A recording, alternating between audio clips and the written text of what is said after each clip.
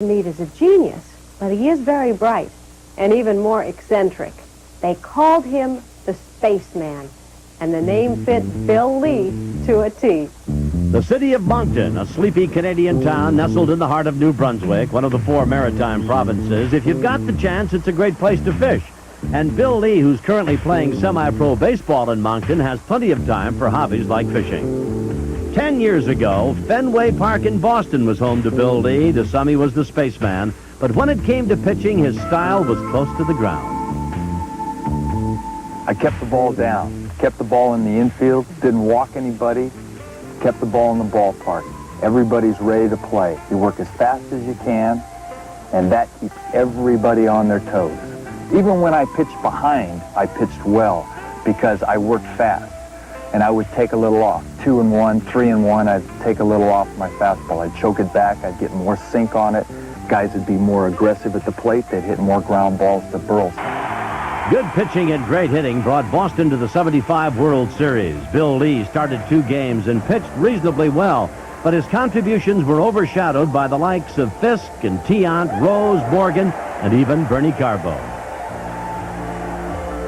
It was Carbo who came off the bench with 2 out in the 8th inning of Game 6 and crushed this 3-run home run that tied it all up and set the stage for Fisk's 12th inning heroics. But the following season, Carbo was traded, and Bill Lee made his displeasure known.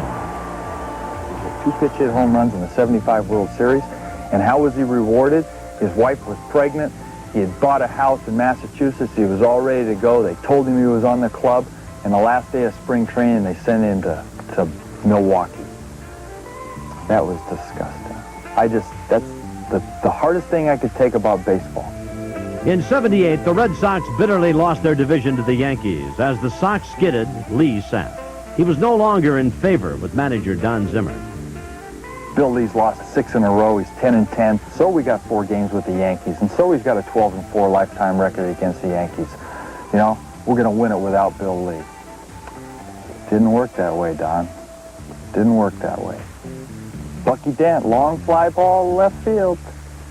You can tell it goodbye. And I was gone after that game, too.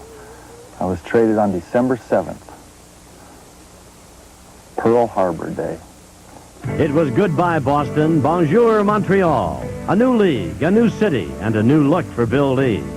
In his first season with the Expos, Lee was outstanding with a 16-10 record and a 3.04 ERA. Although never winning big, the Expos had a good young team, and Lee thought second baseman Rodney Scott was a big reason why. But in 1982, Montreal released Scott, and once again, Lee took a stand in behalf of a teammate.